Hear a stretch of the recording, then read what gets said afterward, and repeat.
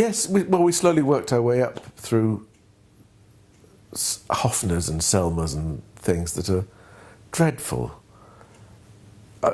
Joe Brown described Burt Weedon playing 1.5 yards of German plywood, which I quite liked.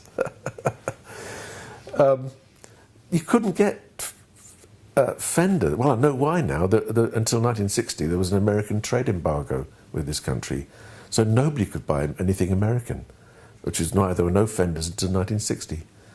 So the whole English rock and roll scene sounded different because it was played on German and Swedish guitars. That's why it was really naff. Or ones you built at home. Everybody built something. All the amplifiers are home built. It wasn't until I was 23 I played through an amplifier I hadn't built. It's amazing. Well, I bought, to illustrate the difference, there are 2 sets of magazines I used to enjoy. One was Practical Wireless, which had all these circuits in of things you could build, guitar amps and tremolos and stuff. And one set of magazines that I'd seen around, but I actually bought a bit later, it's Practical Householder.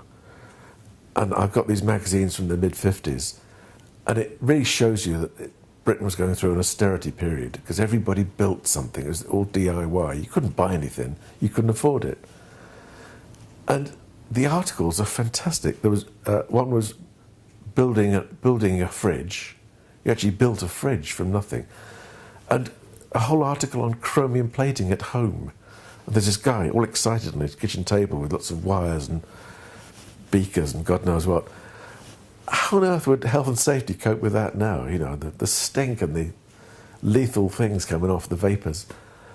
And this was the period. And in the photographs, there was always a man dismantling a gearbox on his kitchen table.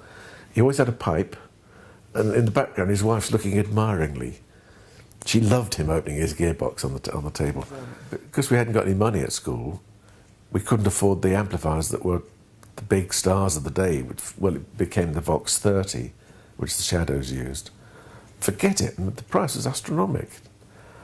But we saw this advert for a thing called a Watkins Dominator, which Charlie had built. It was triangular and blue and white. It had 4 inputs, and it was rated at 17 watts power, and which is more than the 5 watts we'd been used to, like little radios, really. And there was an argument in the band because we thought one half of the band thought it might be too powerful and would frighten the audience and empty the room. 17 watts.